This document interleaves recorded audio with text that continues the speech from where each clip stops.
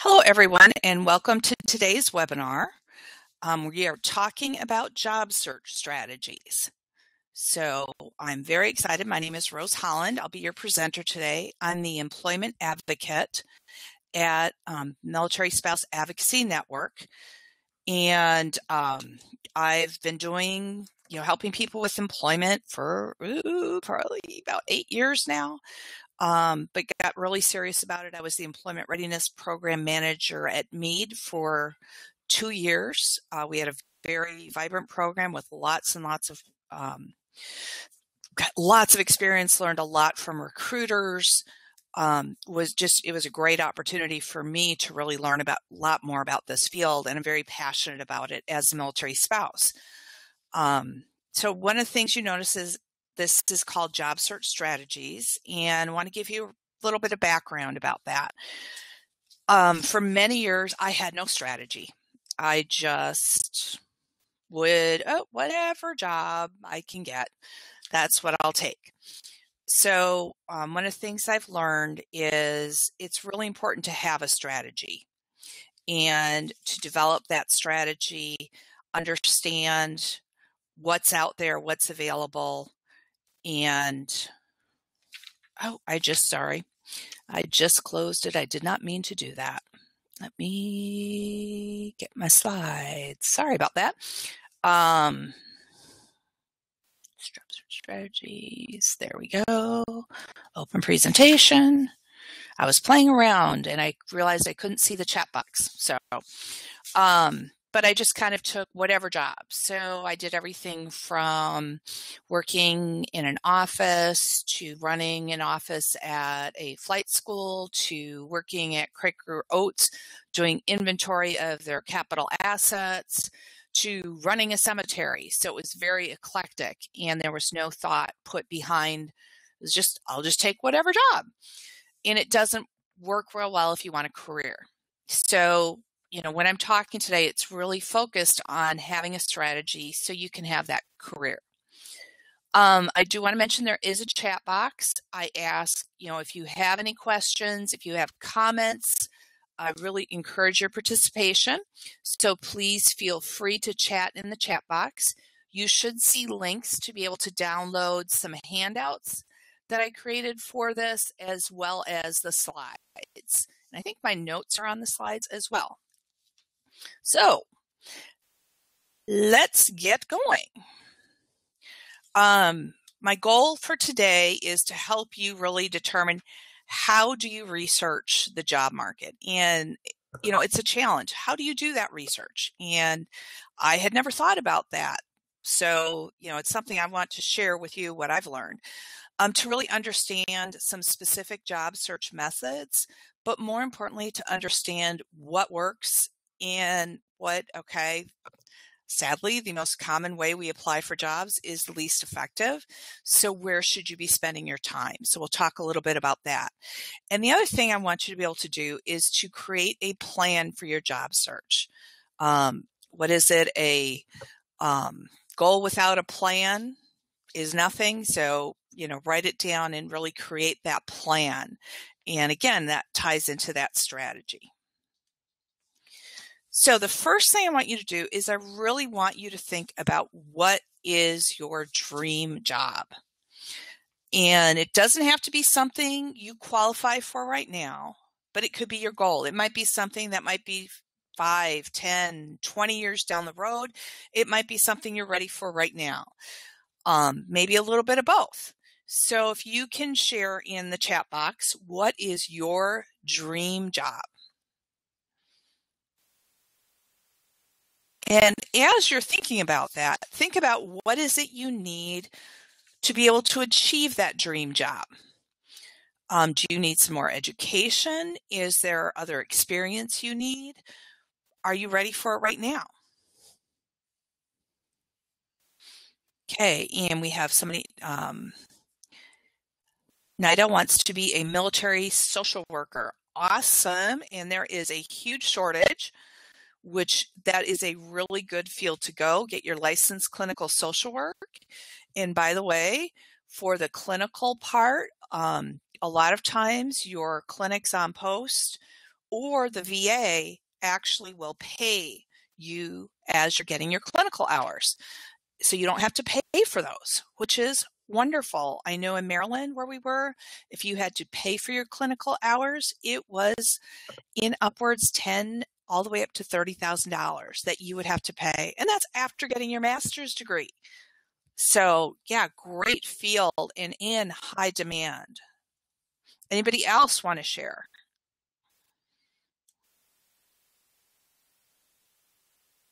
Okay.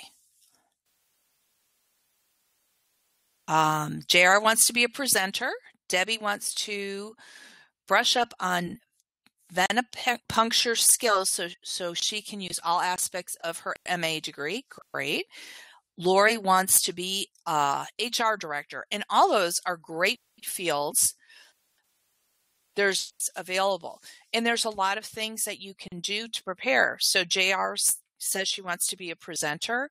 One of the things I always recommend for anybody who's wanting those public speaking skills is one of my favorites, Toastmasters. Great way to gain more confidence and get those public speaking skills.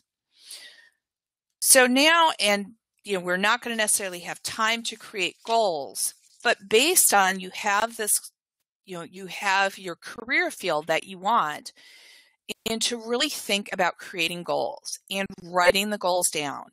And there are studies that say when you write a goal down, and I can't remember the percentage, but it dramatically increases whether or not you'll achieve that goal. And if you choose to share that written goal with somebody, that even makes it, and it's up to, 72% when you share a goal with somebody that you're that much more likely to achieve that goal. But creating a goal isn't just about saying, okay, I want to be a social worker or I want to be a presenter. It's also making those specific steps to get you there.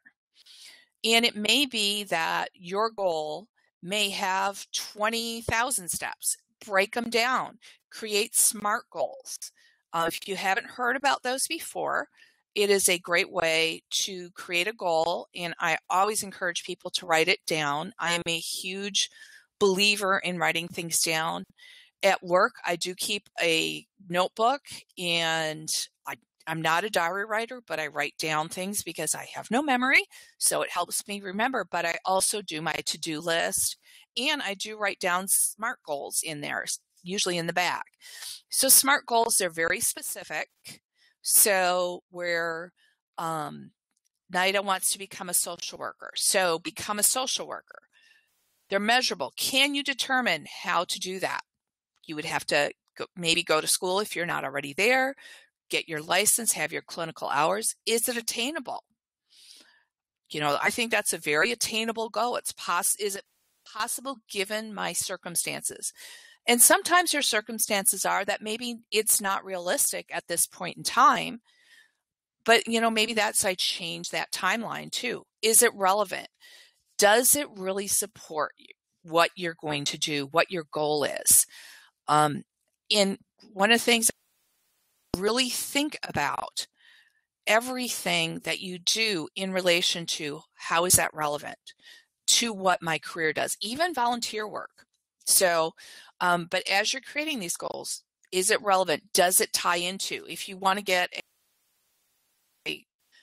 taking a painting class might not fit into that. However, if it's therapeutic painting, could very well. Also think about time sensitive. I want to be a social worker. Great. And I'm sorry I'm picking on you, Nida. But by when? What is your goal? It might be I want to finish my degree, my bachelor's degree by 2017. I want to have my master's finished by 2020, and I want to be a licensed clinical social worker by 2022. Something like that, but really have those time-sensitive goals. And when you create goals, don't just, okay, yep, I made my goal. I wrote it down because I'm good. I even shared it with somebody, but go back and review them at least once a year. I encourage people every 3 to 6 months, go back. Do my goals need to be tweaked? Maybe they're not quite right. And I threw this in there because unless you have an idea of what you want to be and you can create some goals surrounding that, it's really hard to have a vision. And vision is really important as you're looking for a job, for job searching. And this is where I'm going to use kind of you're in school and you have to write a history report. So if you're going to write a history report and you're trying to write about the history of the world, think about how expansive that would be. Now, what if it was just the history of the United States? That's still pretty overwhelming, but maybe it can be the history of one town or the history of one specific event, maybe the bicentennial. That's much more manageable. It's the same thing with your job search. When people come to me and they say, I just want a job, any job will do, my response is, okay, Walmart's hiring, and so is the food court and pretty much any fast food restaurant. But if you want a career, then you need to have a vision and you need to think about what you're doing. And you may be in a place where having the type of job that you want isn't going to work. And we had a spouse contact us that she was very frustrated. She was in a small town. She actually had a zoology degree. She had experience working in a zoo, and the local zoo would not even let her volunteer. And the closest zoo where she could have gone and volunteered or worked was over 2.5 hours away. It's pretty far, especially if you have a family. And so one of the things that I talked to her about is let's think outside the box. Okay, maybe you can't go work at the zoo, but what about building some of the other skills that will benefit you when you move?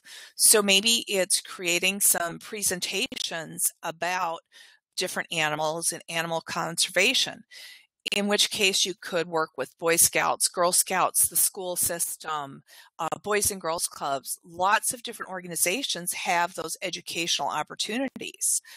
You might be able to volunteer at a parks department or a nature preserve, and again, focusing on those skills that are related to your career. So having that vision, and even if you're in a place where you can't do your exact career, maybe they're just aren't the jobs. What could you do related to that career and somehow stay connected to that career, if at all possible? I know I have a friend right now, and she was actually my colleague when I was at Fort Meade, and she's in a small location. It's difficult for her to find a position where she's at. And she actually took over my position as the program manager for employment readiness. And so she's, taught all these things. So she's working on some other skills, and she's also working on telework. So trying to do something in her field as a teleworker. And she's not sure how that's going to work because she really likes going into the office, but she's willing to try it so that she can at least part-time continue her degree. So think about that vision as you're looking. And what that's going to do, it actually makes it easier to look because instead of looking at everything, you're narrowing it down. Ideally, if you're in a location and you can even identify key companies, that can really help you as well because you can build that network. And we'll talk a little bit more about why that network is so important a little later. Okay, so you've got your vision. You have some career goals. You know what you want to do. So you're ready to get out there and get working. So first thing to do is prepare. If you are in PCS mode, that you're going to be PCSing, please put that in the chat box. Let me know about the time frame and if you know where you're going to go, or even if it's, the usual government. Yeah, you're going to be PCSing this year, but we don't know where yet. So if you can put that in the chat box as I'm talking here. So fine-tuning your resume. And one of the things to realize is different parts of the country have different resumes. So when I worked at Fort Meade, I had previously been out in California. I was literally a one-person Army Community Service. I did everything except for family advocacy and exceptional family member program, and I briefed both of those when necessary. But I did a lot of working with people on resumes. In California, where we were, having a modified functional resume where you really list your qualifications at the top, and then you list your jobs very quickly towards the end, was very common, very acceptable. When we moved over to Meade, that type of resume was not the norm, and actually would not get you an interview in most places.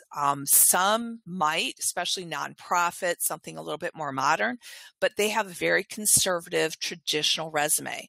And if you didn't have a connection, your functional type resume was not going to be seen. So fine-tuning that resume, understand the type of resume expected. In Maryland, very competitive. You had to have a very tight resume, accomplishment focused, which all resumes should. I'm in Wisconsin now. My daughter's resume that got her some interviews in Maryland, every single place she applied contacted her for an interview when she moved to northern Wisconsin. So understand the market where you're at, what they're expecting.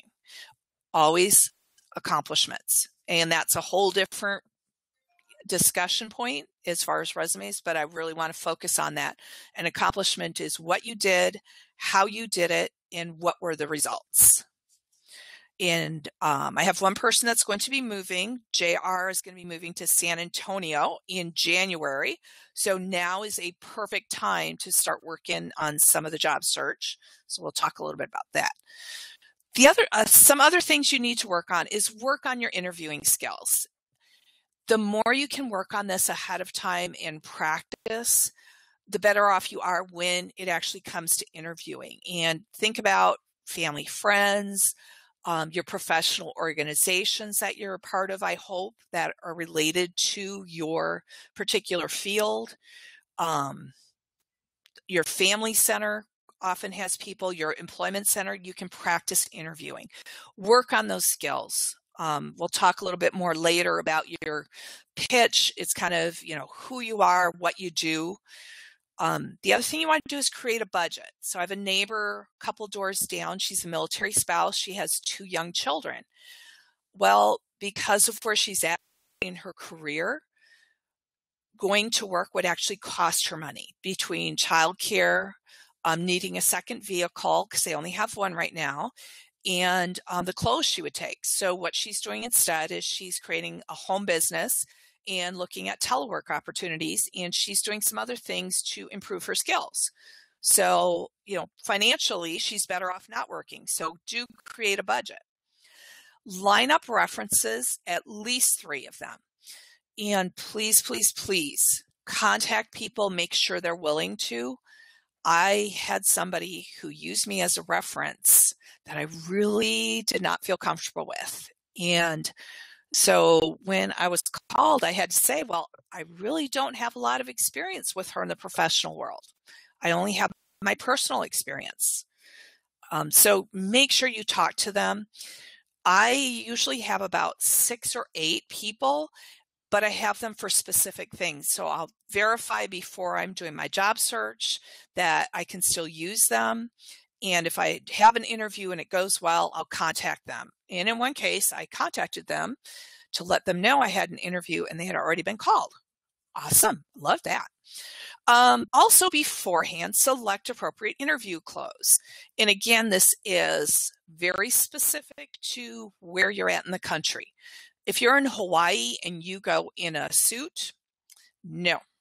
Well, nobody's even going to consider it. If you're in Maryland and you go dressed in a flowery dress and sandals, it's a very conservative area. So no appropriate interview clothes based on your career as well as where you're at in your career and the company you're working or the organization you want to work for. If you go to Google and wear a 3-piece suit, but if you go to a bank, that's expected. If you don't have interview clothes, you don't have to spend a lot of money. Believe it or not, Penny's, Sears has great stuff. Thrift stores, love thrift stores. A lot of places have specific things you can do that have specific centers for people to have interview clothes, especially if you're financially strapped.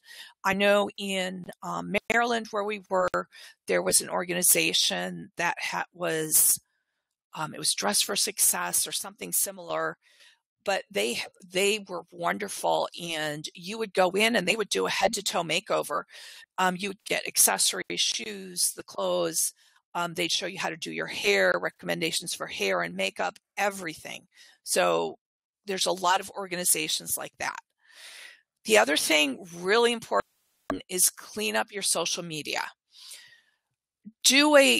Search yourself in Google, really look at your social media as if other people were looking at it. Are you using swear words? What are you commenting on? Political posts are no. My niece had graduated from college. She was over 21. On her Facebook, if you went to look at it, you would see a friend had tagged her in a post out at a bar. Another friend had tagged her in a post at a beach with wine in their hands. Another friend tagged her at a post at another party.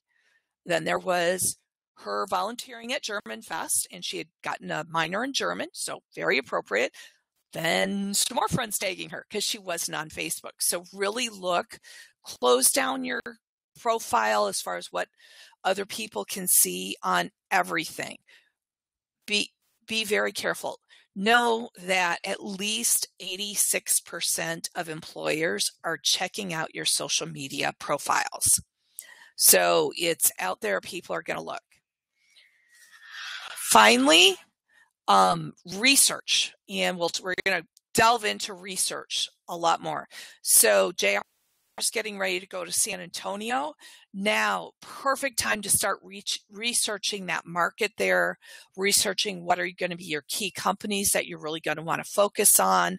San Antonio's in a major city. Start making those connections on LinkedIn and building your network. So now we get to the research. Whoops, went too far. Sorry about that. There's a lot of different kinds of research. First of all is the job research.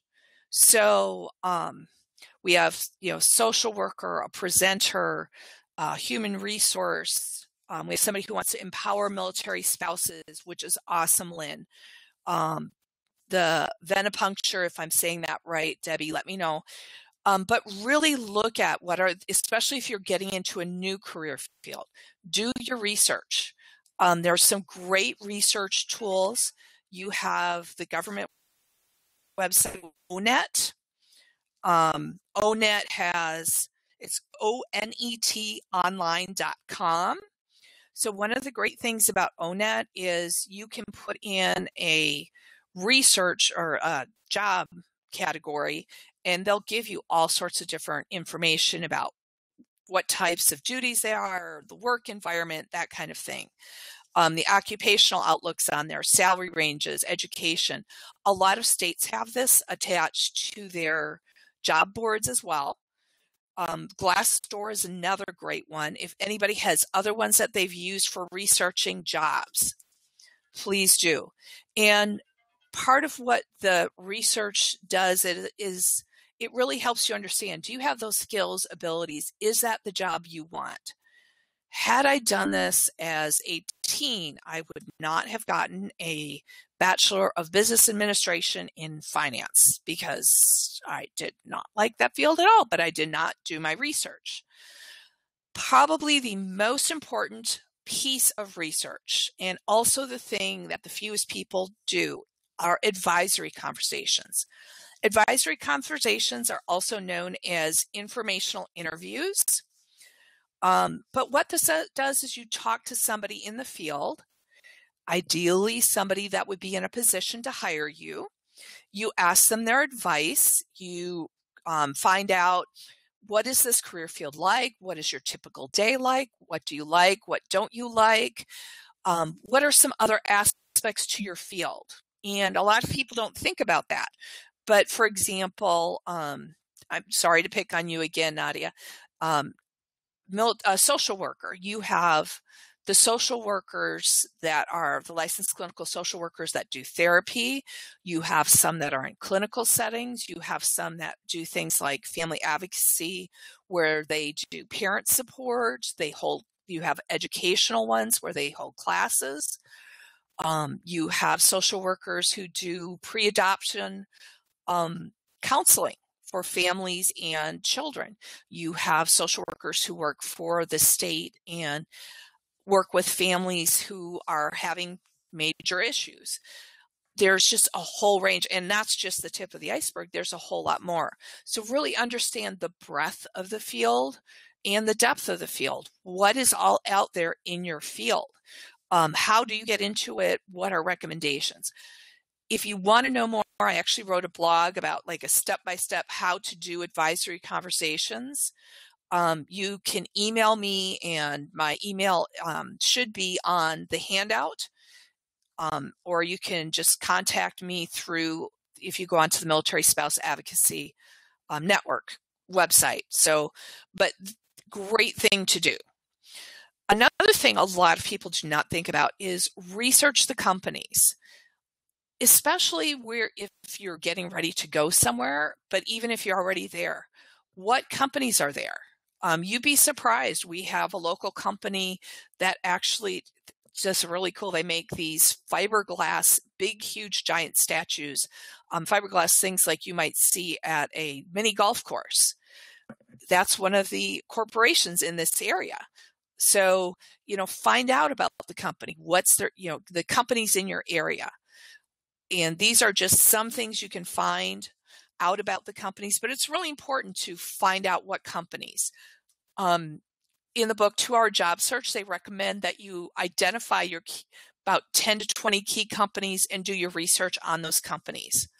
This is one of the ways, remember we talked a little bit about having that vision and targeting. One of the ways to target your job search is by companies. So it's a great way to target it.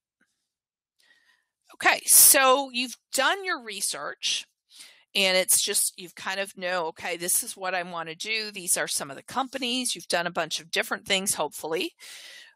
Now you're ready to really begin your job search in earnest. And what I'm showing you are the job search methods here. So I want to know the top 2 job search methods that you are currently or you have used. Just pick 2 of them. And if you can type that in the comment box, and we'll talk a little bit. So at one time, want ads in the newspaper were the thing to do. That was before the job boards. And you would reply to want ads on Sundays and Wednesdays because that's when most of the jobs came out. Yes, I'm that old from there.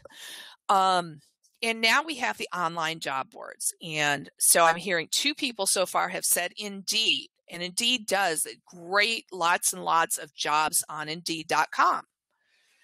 Another method is cold calling. That's actually where you go to companies and you say, hey, I'm Rose, I'm looking for a job. And a little more than that, you really talk about what it is that you have to offer. Why would that company want to hire you?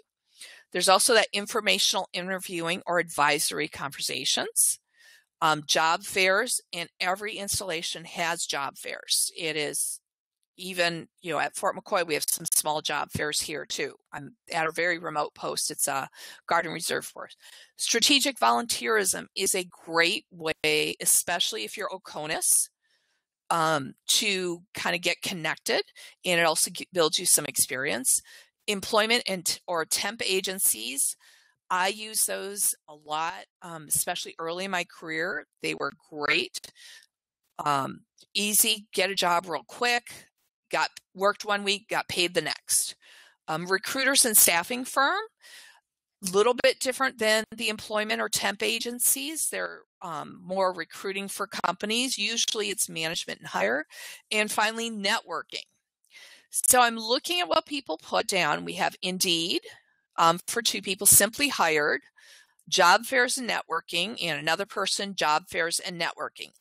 I'm so glad to see networking that 2 of you have been using that.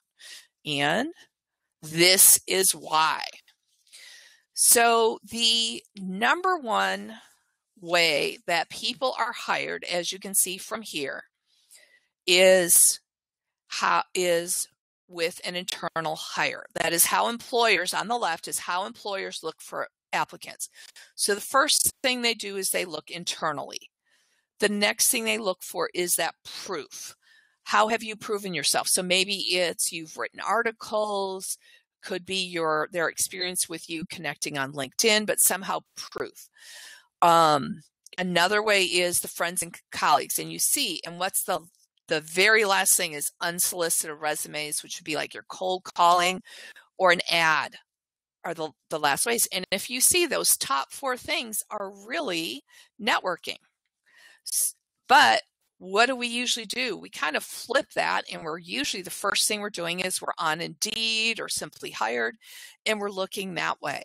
We're sending those resumes just based on ads. It is the least effective. They actually say that only 5% are hired through want ads. And that includes even on the job boards. So what do you just kind of some advice, if you think about how much time you're spending doing, focusing on want ads or job boards. Okay. And also think about the type of job boards. So, with only 5% being hired through a want ad or job board, do you want to spend 95% of your time on that? Probably not. Probably want to spend a little less time on it. But let's talk about what you do want to do. So with a want ad or on a job board, you do want to respond quickly. You want to make sure anytime you're sending a resume, you target your cover letter and your resume to keywords. One of my favorite sayings when I'm talking resumes is it's not about what you've done. It doesn't matter what you've done. What really matters is about what you've done related to that job. So it's not about what you've done. It's about what you've done related to that job. And if that posting, and remember, a lot of postings are pretty small. They don't give you a lot of information. It may take that company 2 or 3 weeks to put that little job posting together because they're going back and forth to human resources, and everything in that job posting has a reason for being there, and it's in the order for a reason. So if the first thing on that job posting says the ability to teach in a classroom environment, the very first thing that I should see on your resume is taught in a classroom environment and have an accomplishment related to that. So you really want to address that. You want to make sure you're addressing each major point. Your cover letter does not duplicate what's in your resume. Rather, it says why you're uniquely qualified, what's going to set you apart. A lot of times, especially when I'm applying, as Lynn said, she wants to empower military spouses, and the passion for something like that, you need to show that passion for whatever you want to do in that cover letter. If you're doing a cover letter, it needs to be good. If they are asking for a cover letter, they're looking at your writing style. Many recruiters never look at cover letters. So don't spend a whole lot of time, but it does need to be good. There's a lot of great cover letters out there. There's samples all over. So job boards. And I want to touch on this because job boards are helpful. Indeed is one of them. That would be what I'd call a general job board. There's also every state has a job board. I tell people this is one of those places, post your resume. If you are not moving there yet, so JR shared with us that she's going to move to San Antonio, you can write on the address in the process of relocating to wherever you're relocating. You don't have to put an address on there, especially not if you're posting it on a job site. I would recommend a resume or an email. It should be first name, last name, or first initial, last name, something like that. Do not do something like Dragon Slayer 571, which I have seen that, believe it or not, on a resume. So really make sure that you have a professional type of email. I discourage Hotmail or AOL because they do age you. So Gmail is good, Yahoo, fairly good as well. But do think about what type of email you have as well. So post your resume on your state's job board. You should generally have maybe looking at 2 job boards, Indeed, Simply Hired, Monster, and then 2 to 3 professional specific boards. So who did I see? Lori wants to be an HR director. Lori, I hope you are a member of the Society of Human Resource Management, or SHRM. You should be on both your local and the national SHRM boards. Those are key boards to be professional. Same thing for social workers. Almost every field, if you look, like there's a list, and it's thousands and thousands of professional organizations out there. So get on those professional specific boards.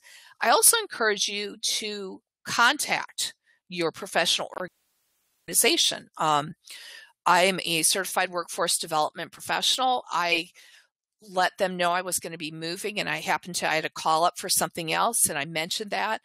And she goes, "Oh, really? Hold on, let me pull out."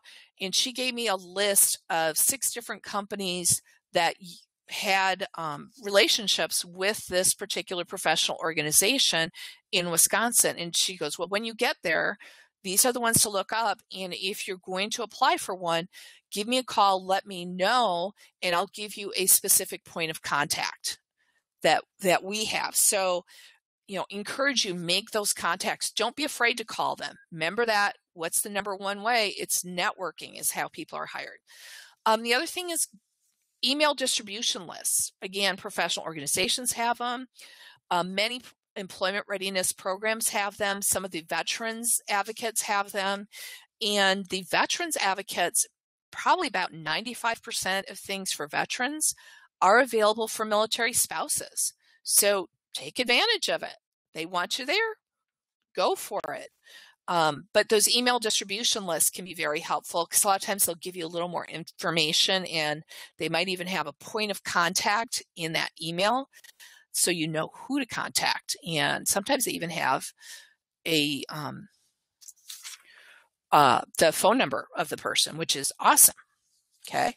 I know when I worked at Fort Meade, I did have an email distribution list.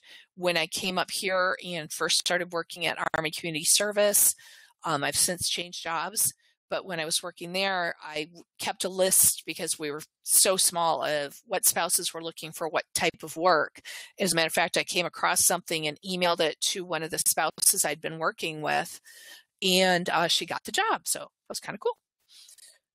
All right. So let's talk about, I told you about advisory conversations or informational interviews. This is an excellent way to get to know people, especially if you're moving to an area. You can do this as well, is, call up and find a specific point of contact, ideally someone in management. It's a great way to find out more about a career and to find out more about a company. When you have an advisory conversation, you're going to make an appointment, usually about half an hour. You're going to dress like you are for an interview. I encourage you to bring like a portfolio type notebook, some type of, professional looking notebook to take notes on. Have a resume with you, but do not give it to them unless they ask, and do not ask for a job. You're not there to ask for a job. You're there to talk to them about their career and or their company. What you do in an advisory conversation, and it is kind of scary the first time or two you do it, is you call up and you've done your research, you know the company. Remember, we talked about the research. You've found this person's name. Maybe you've connected to them through LinkedIn. You've asked them if they would be willing to talk to you about their career or their company. You could even do this over the phone. I encourage you, if you're doing a phone interview, still dress for an interview, because think about how you hold yourself when you're wearing your pajamas versus when you're in a professional outfit, whether it's a blouse and pair of pants or a suit. You're just going to hold yourself a little differently, and you talk a little bit differently. So, but anyway, you're going to talk to them. Any interview, it's a two-way street. You're trying to find out information, whether it's a job interview or an advisory conversation. So questions to ask that I recommend when you're doing this is here. How did you get into the field? You may have some specific things about the company. Here is my experience. What are some other things I should be doing to prepare to get into this field or do this career change or whatever? What types of things should I include in my resume? Again, all of these are just great things to ask. Who are the decision makers? And you're going to kind of have to feel that. And that's just to understand maybe the company structure a little bit. So maybe you're talking about company structure and you say, well, who really makes the decisions? If you're going to, do you make it here locally or, at your you can make that decision, or does it have to go up to somebody else? And it could be related to anything. It might be a nurse if you want to change policies and if you want to change a procedure for your department. Are you able to make those decisions? Can the staff on the floor, or does that have to go up and get approval? That would be a way to talk about who are the decision makers. Any questions or anything on this, just let me know. But again, those advisory conversations, I cannot emphasize enough how wonderful these are. I have had people that have actually gotten a job offer from an advisory conversation. So it does happen. I've also had people who, they did this and they started working on some of the things that they talk to follow-ups, and just keep in touch with that person who took that time. Again, you're building those connections and building that network. And when you're ready, they might be able to refer you to a job, whether it's their company or maybe they're with a professional organization. They might ask that. And you notice that is one of the questions on here. I am big into get to know the professional organizations, get involved, even if it's being involved through LinkedIn for the groups, because there are thousands of groups. Okay, so another way that was part of our networking is a job fair. And people don't think about a job fair as a networking event. That's really how I think about it. Unless you're entry level, you're not going to get a job offer at a job fair.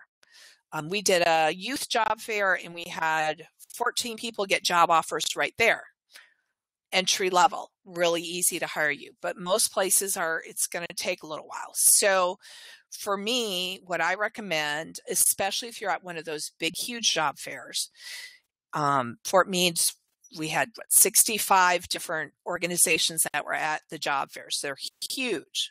Now our TAP program, which was the Transition Assistant Program, would have employer days, which as spouses, we can also ask to see if we can take advantage of. I know our spouses were allowed to and encouraged to actually take advantage of it. They wanted more people there.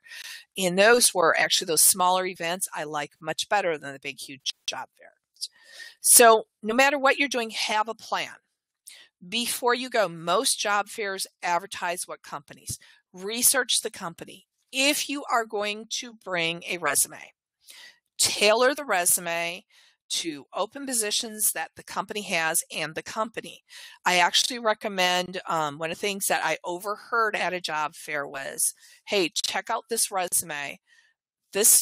And what the person had done is they wrote objective to obtain a position as blank, and I can't remember what it was, at blank, the name of the company. That went to that top of that particular recruiter's pile because that person had taken the time to tailor his resume to positions that they had open. He'd done his research. Have a 10-second introduction prepared. And that can be as simple as if I'm applying for a position where I'm helping people with employment, it might be, hi, my name is Rose. I am an employment advocate. I am very passionate and really want to connect whoever the audience is, whether it's veterans, military spouses, to their next career. So it's really short, who you are and something to make you stand out. If I was applying for a job to Lynn was empowering military spouses. One of the things I've done is a lot of connecting people to resources. So I would actually introduce myself. Hi, I'm Rose, the resource hound. I connect military families to the resources they need for whether they're in crisis or just for every day. And it really helped me stand out. So just a 10-second quick introduction. And it's what your profession is. I encourage networking cards. Depending on what part of the country, you could have those little QR codes.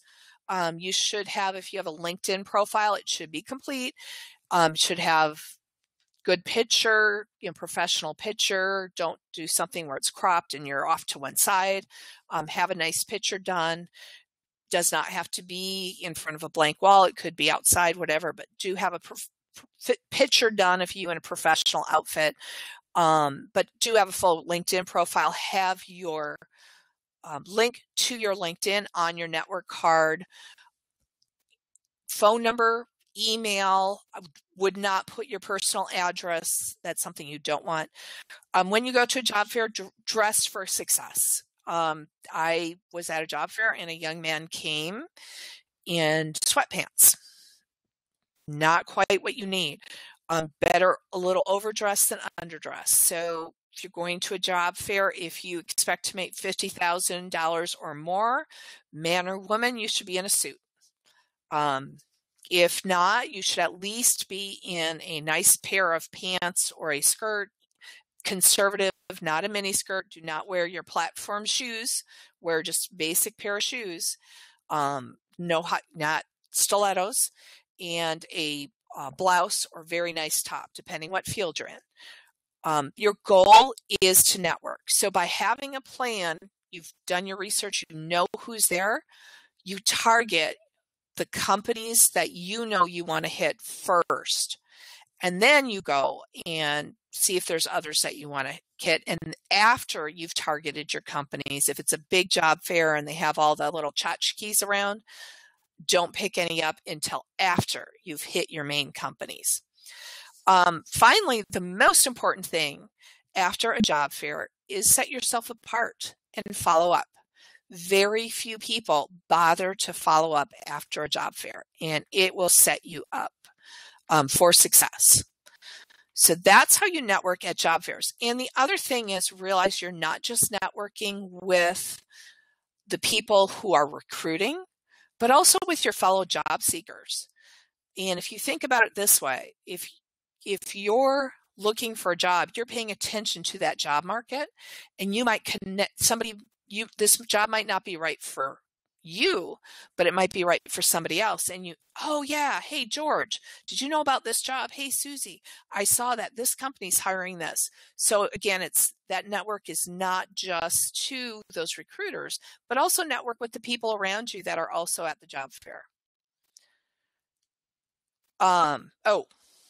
One more thing going back to job fairs. If there are federal agencies there, a question to ask them is, do you have any direct hire positions? If you are a veteran and you have VOEA, or what's the other one? I think it's VEA. There's two different veteran programs out there. You also let them know that, because there can be positions that may not be on USA Jobs or For some of the agencies, they have their own website, the post office, the IAs, the CIA, the DIA, FBIA, all those secret places have those. There's a number of organizations that aren't on USA Jobs. So do ask them if they have a direct hire position. They may, especially in, we have, who was it? Nadia was looking at, I think I just said that wrong. Nadia was looking at social work. There are direct hire positions at the VA and many medical treatment facilities for social workers. So the next thing on our list was one of the things that I've done a lot, and actually part of my strategic volunteerism enabled me to get my master's degree. So that's kind of serendipity there. So strategic volunteerism is volunteering with a strategy. So you're either trying to make connections with people, you're gaining skills, or keeping your skills current. Maybe you're in an area where there's not a lot of opportunities in your career field, but you can volunteer here and you can keep your skills current. It also can create references for people who have experienced your work in your career field. Because volunteer work, that second word is work. It is work experience. It can be included on your resume to include your federal resume. The other thing is it helps you make connections. You can become a company insider, find opportunities. It may be somebody you're volunteering with, their grandfather owns this company that is hiring an accountant, and you happen to be an accountant. So, wow, hey, boom, you just got a network referral. Remember that employee referrals was one of that in that pyramid, that higher level of getting hired. So it's a great way to really do all of this stuff. I know when my children were younger, I did not work outside of their school hours, and I was actually volunteered at their schools and volunteered at our church. And because of my volunteer work, I would get a job. So that's actually, as I said, indirectly how I got my master's. I got a job at our church and school, and they asked me, believe it or not, to run the cemetery. I really did do that. And the pastor overheard me talking to somebody, and he said, I want you to get your master's. Well, there's a program, but I didn't qualify for it because I wasn't a full-time employee. And he's like, I've been working for this diocese for this many years, and you're going to get that scholarship. So those, strategic volunteerism can really make a difference. And if it helps you fill the gaps on your resume, I know when we moved to Maryland, I was without a job for 2 years because I was being really picky. I had opportunities, but it wasn't for what I was willing to make, does that make sense? So I did a lot of strategic volunteering. All right, so our next way, and again, this is a way that somebody has done the networking for you. So it is staffing agencies. They've also been called temp agencies, but most of them now are called staffing agencies. If you think about Kelly Services, Manpower,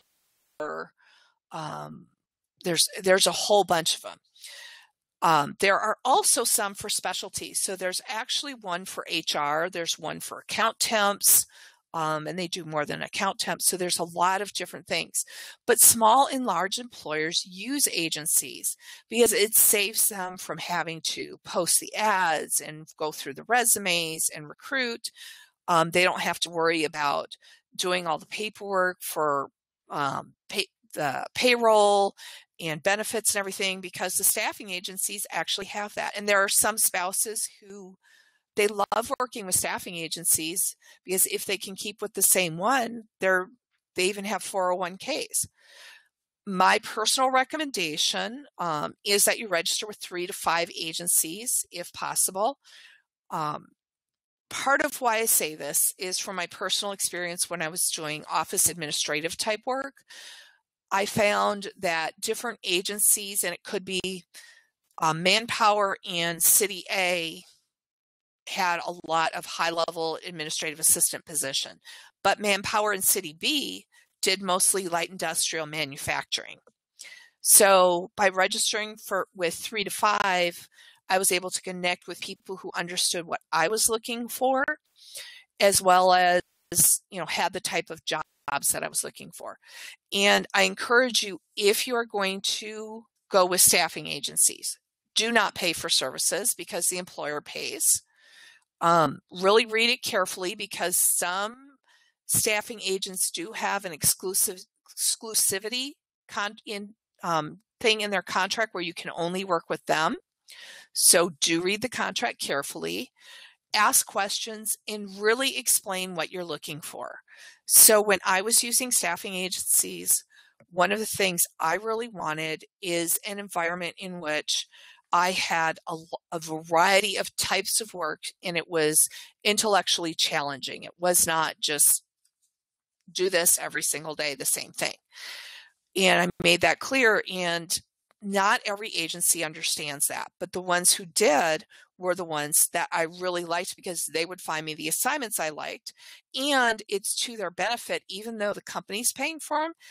If you like where you're working and you like the job you're doing, you're going to be much more engaged and you're going to be much more successful, and the company's going to appreciate that and want to use that staffing agency more because they did a good match. So do really share with them what it is you're looking for as you're working with the staffing agency. There are also, let me go back. I'm looking at my notes and I forgot something. With staffing agency, if you have a specialty, look at specialties. There are, as I said, there is an HR one around. There's account temps. There's medical staffing. And ask the agencies what their specialty is, because different agencies will have different specialties. Okay. Recruiters, also known as headhunters, a lot of times these are used for management and specialty positions. So, they are a great way to work with them, and you want to get connected with them as soon as possible. Talk to them. Do your research, just like anything. Make sure they're reliable, that they have a strong reputation. A lot of times you can find out what companies use them. You should also check their online presence. Are they on LinkedIn? What do they have? Where? I know a lot of recruiting companies, they're on LinkedIn, Twitter, Facebook. I mean, you name it, they're on it. As the employee being hired, you should not have to pay for a recruiter or agency. The employer normally pays. I would highly, highly discourage you from hiring a headhunter or recruiter where you have to pay.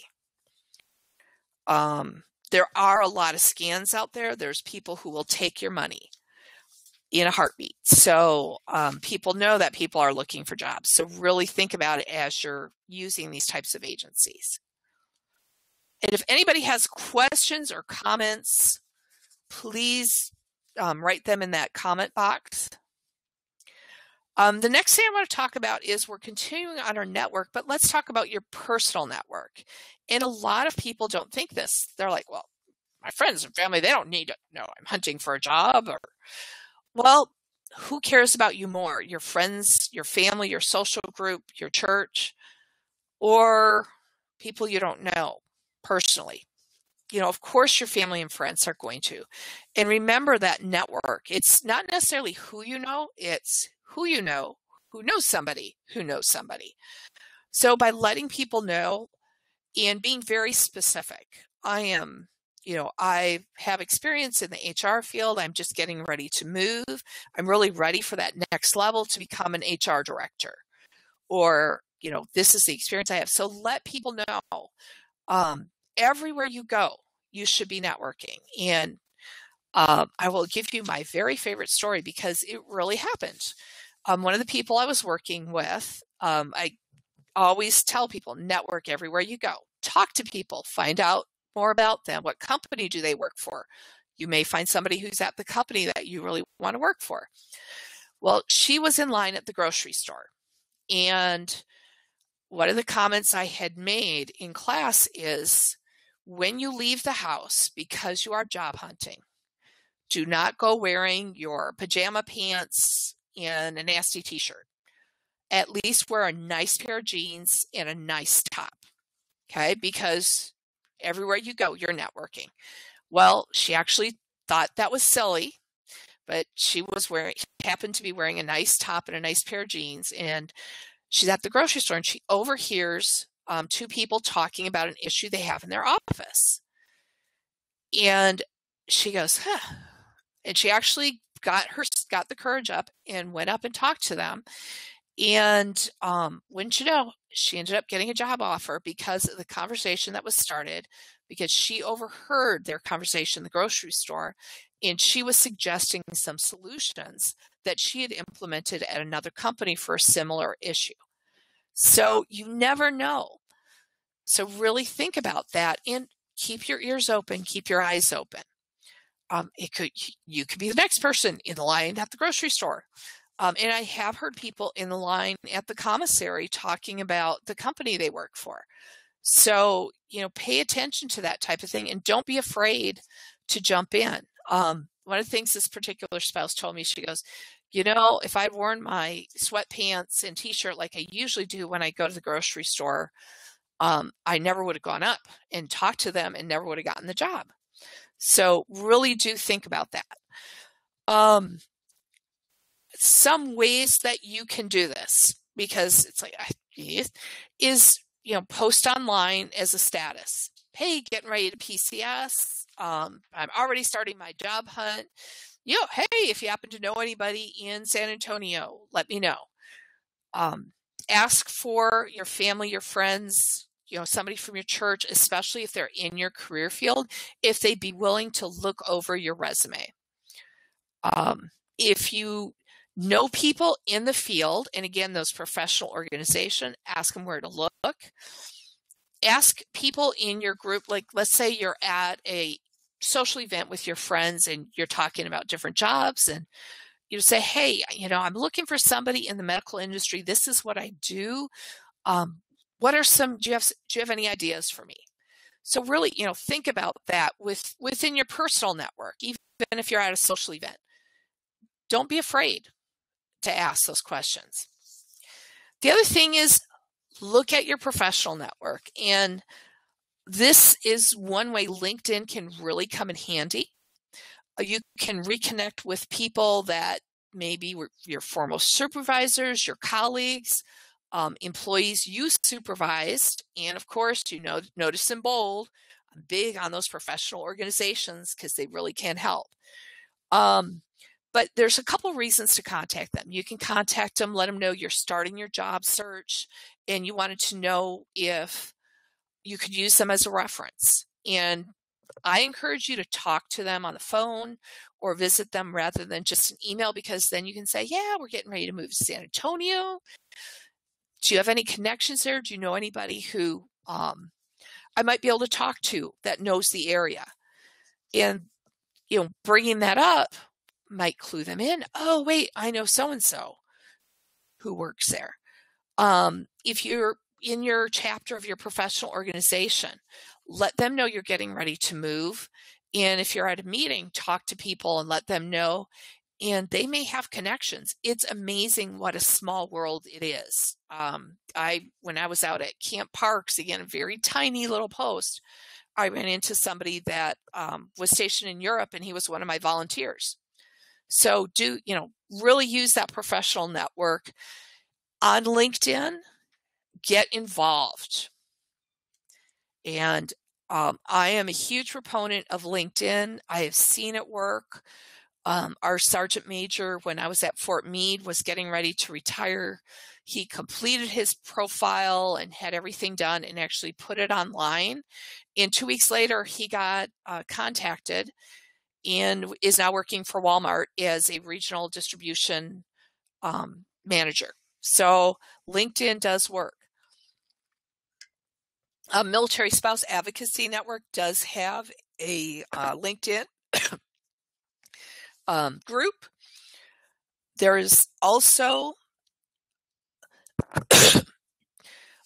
There's also another one on LinkedIn that I encourage you to join called Veteran Mentor Network. Veteran Mentor Network. There is over, I think we're well over 10,000 in that group. Military spouses are welcome, but I see a lot of really great networking happening. And hey, I'm getting ready to move here. This is my target area. This is my career field. Here are my specialties. Do you have any contacts in this? And a lot of times there's people that connect you to somebody they know.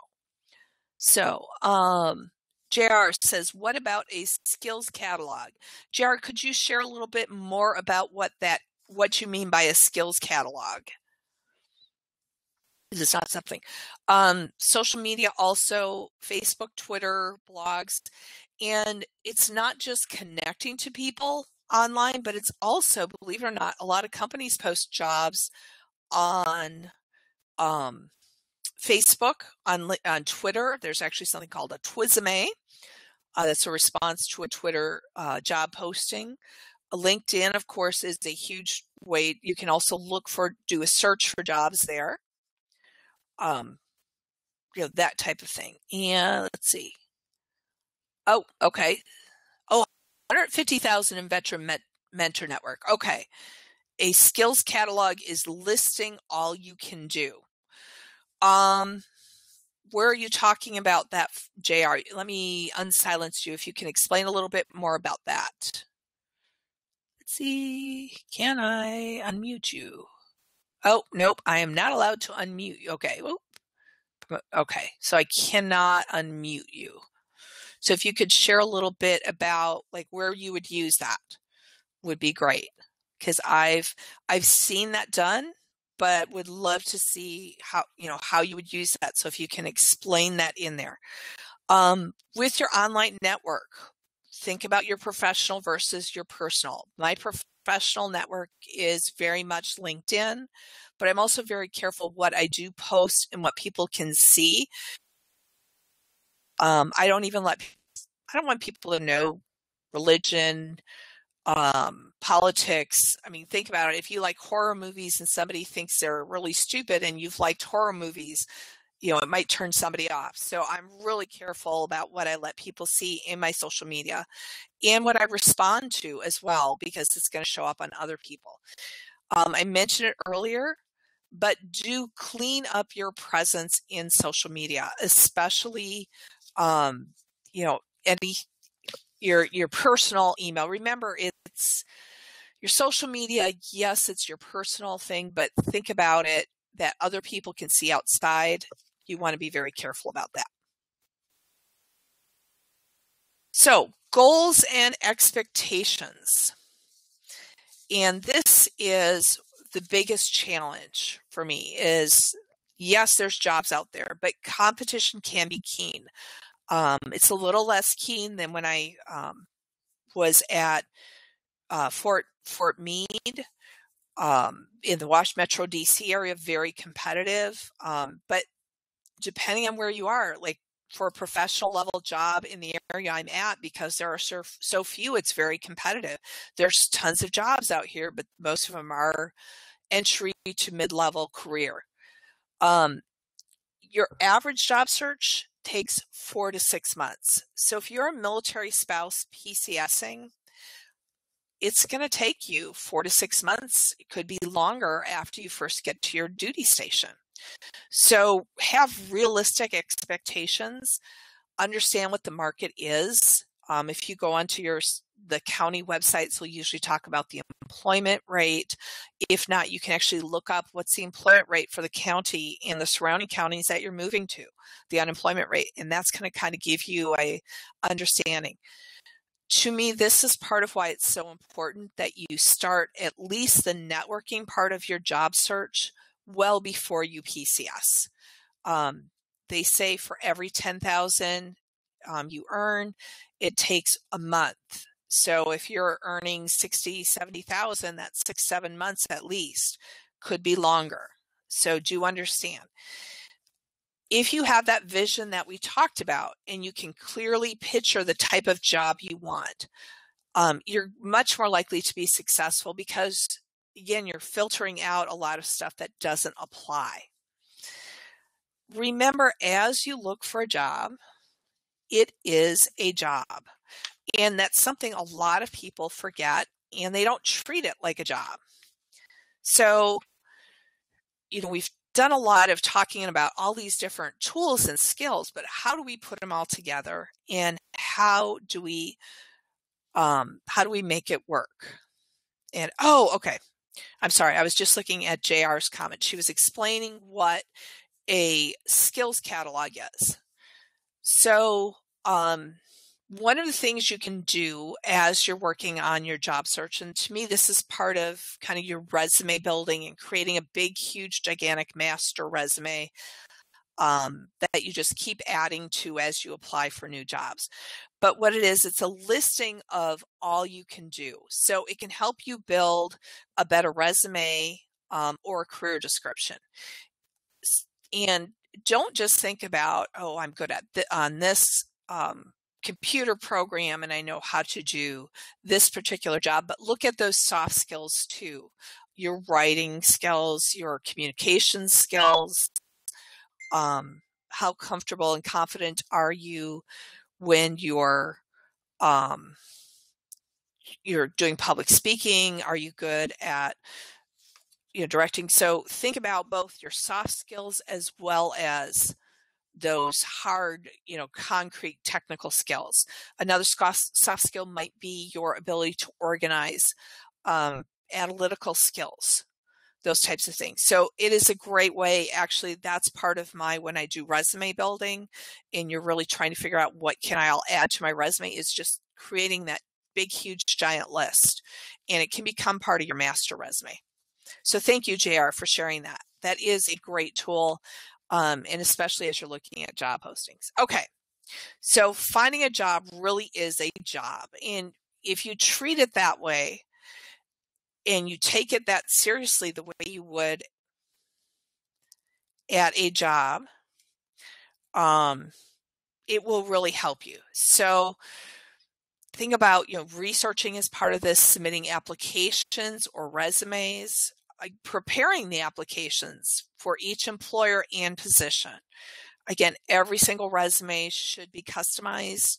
I'm old enough that when I first got into the job market, literally you typed up a resume and you had 100 or 200 copies made and you sent out the exact same resume to everybody. No longer the case for sure. Practicing interviewing and those advisory conversations, definitely a part of finding a job. Networking, part of finding a job. Follow up, sending thank you notes, following up, checking back. One of the things that's really important to keep in mind, because it can be very discouraging, is that rejections are not a reflection of your competence. Keep that in mind because it's hard. Job hunting can be very demoralizing because you're trying so hard. So again, part of that strategy is to have a plan and actually create a schedule. At work, you kind of have a schedule. It may not be as formal, but you could create a very formalized, or just, okay, I'm going to do this day and this, so whatever works for you. But do create a daily routine and even think about what days of the week. For example, you don't want to call people up on Mondays or Fridays. Why? Because Mondays they're prepping, they just got done with the weekend and they're prepping. Fridays, they're getting ready for the weekend, they're closing out their work week. Research is good for mornings. Contacting people, good time to contact is mid-morning to mid-afternoon. Include in there relaxation, recreation, social time. Include in there if you're going to do household chores or volunteer work. And here's a sample schedule. And if you look at this schedule, the active job search is 22 hours. But, some of the things they're doing follow-ups every morning. They do some online, they do some network calls. Again, calling people, think about how few people take that time and effort to reach out and call. Having dinner with friends, social time. Notice the young professional meeting. They don't have, but maybe you have a society human resource meeting or a meeting of, whatever organization you're a part of. For somebody who's seeking to empower military spouses, it might be attending different classes at your family center or even online. Notice that in here includes continuing education. And that could be done just watching online seminars. It could be watching a TED Talk. If you haven't gotten into TED Talks, they're really cool. It's a great way to really get connected. Another thing I really encourage is a job search log. This is just a sample I created, but I do mine in Excel when I do it, and I actually use something like this for a lot of different things I do when I have to contact a bunch of different people. Who's the employer? What's their job title? Where and when did you find out about it? And part of where that's important, if you look under, what is it? The last one down there where, I met her at the Rotaract meeting. Knowing where you met them can be, clue. You might even put on there, was wearing the purple dress at the Rotaract meeting or something to clue you in and remind you who they are. You can put a description in there if that helps you. Contact information, especially their emails. Did you send a cover letter and resume? Okay. How did you follow up? And you notice here, somebody applied, we put Shriners Hospital, called to verify that it was received. So let's say you upload a resume on somebody's site and you have a contact there. Hey, who do I contact just to make sure my resume got there and didn't get lost in transit? So it's a way to, build that network and get a contact. Putting notes in there, explaining what you're doing, what you need to follow up on, things like that. Okay. So, but, creating that structure can be very helpful because it's really easy to get depressed and fall into, just kind of, I really don't feel like doing the job search. The house needs cleaning. I think I'll clean some house. Or, my friends are getting together. Let's just go out and have coffee instead. It's easy to do that. So by creating a schedule, it's one way to really keep yourself focused. And again, because of the stress, it is so important to take care of yourself, especially when you're PCSing. And, whether it's going and doing a fitness class, whether it's reading a book, if you're in a beach place, if you're like me, I'd be out on the beach, but have a place where you have something where you can just kind of relax and really take that care and take care of that stress. Because when your stress level is high, your health can really deteriorate. It does a lot to your body. So really, think about that, whether it's participating in fitness classes or really making sure you eat healthy, taking your vitamins every day. But also, really look at your attitude. One of the things that I list on here is having a place to share your frustrations, challenges, and successes. Job clubs are great. They're a great way to meet others who are job hunting. You can share techniques. Again, this is one of that networking thing. Somebody from there might get hired and, hey, guess what, Rose? There's a job opening and it's doing kind of like what you used to do. You want to send me a resume and I'll forward it to the right person. Great way. Talking about that and, having those, being able to share those successes and challenges as well as the frustration and tools and keys, the job clubs are great for that. So, a lot of places have those. Think about getting those, joining one of those if they have one, or even attending your meetings. And sometimes they do have, I know in Maryland, The employment centers or the one-stops, I think now they're called America's Job Centers, did have the job clubs. They were very successful and very helpful to a lot of people. Some are better than others. So if you don't like one, go and check out another one. And there was something else that I was going to say in conjunction with that. Oh, networking. Another reason, a lot of people do not like to network, and it just triggered something when I was talking about the job clubs. A lot of people say going to purposely network just makes me feel kind of slimy. It just doesn't feel right. But if you think about it, if someone came to you and you were working at a company and you had a job open and they were qualified, wouldn't you want to help them out? It's the same thing. The other thing about that is it can benefit a person. A lot of companies actually have rewards programs internally. So if you refer somebody and they're hired, you get a bonus. And it can be all sorts of different things. It might be a day off. It could be a financial bonus. It could be your name up, on the wall. So don't be afraid to do that networking and ask people about it, especially if they're at a company you're interested in. So as we get ready to close, I want to thank you for participating. I believe you're going to be sent a survey, or when you close out, you'll have a survey, and I ask that you please answer that.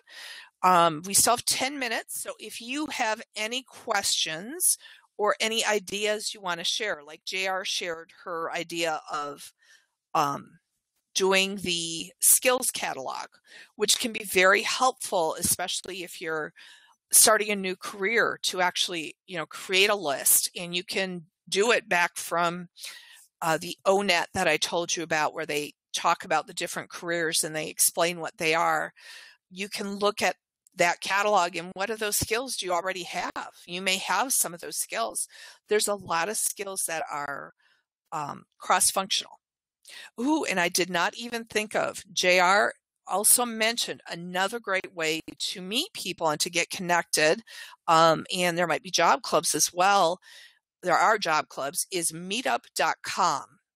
And I've heard a number of people who've used that to network not only with job clubs, but also professional organizations. Sometimes they'll have a meeting.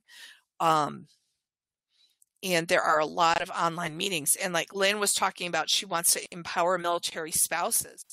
There are so many resources out there, and getting involved. I had an interview for a career counselor for MSEP, the Military Spouse Employment Partnership.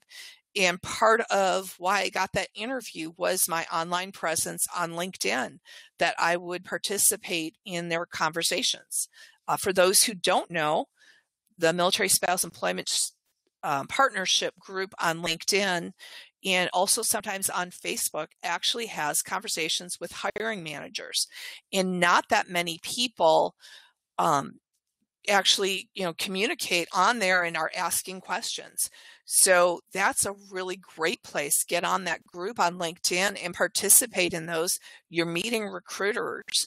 And if you're one of 2 or 3 that's asking questions, that recruiter is going to get your resume in the right place. I asked one question, it was actually for a client I was dealing with, and the recruiter actually sent me a message on LinkedIn, and also because he has that recruiting, he was able to send it to my personal account. And when I explained who I was doing it for, he said, have her send me her resume. So people are willing to help.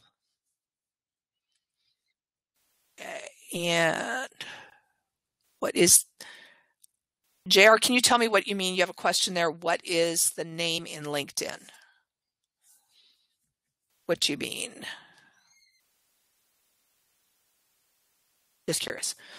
Any other questions, comments, ideas for future webinars? I know I've already done one on federal. It has been recorded. It is available on MSEP, or I'm sorry, my Military Spouse Advocacy Network. The group I just talked about, Military Spouse Employment Partnership. So Military Spouse Employment Partnership and the Spouse Education and Career Opportunities, or SAECO. So it's MSEP and SAECO. The MSEP has the online presence in LinkedIn. SAECO has an online presence on Facebook, but they do work hand in hand. They are programs for military spouses that are sponsored by the Office of Secretary of Defense. So they're a program that's paid for by Department of Defense. They hire MSEP and SAECO both have career counselors. They help with resumes for military spouses and a number of other things. JR, I know you're a veteran versus a military spouse, but I bet you could still go on and participate in those conversations. So great question. All right, if there's no other question, I will close this out. I'll leave it open if anybody wants to write down my email if you have any questions.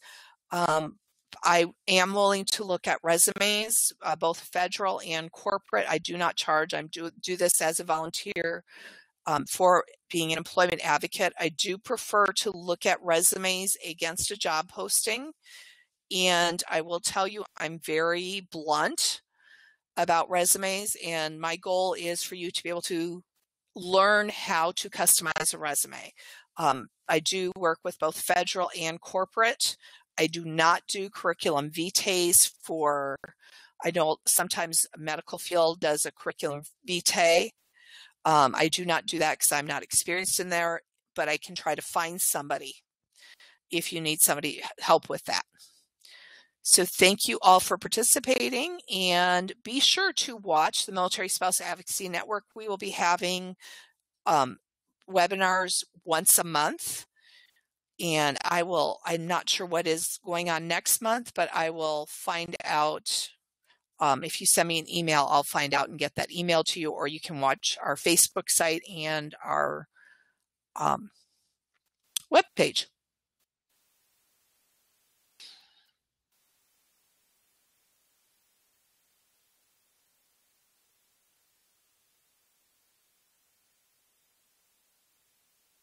Thanks again, everybody, and I am going to close out now. So hope to see you next month.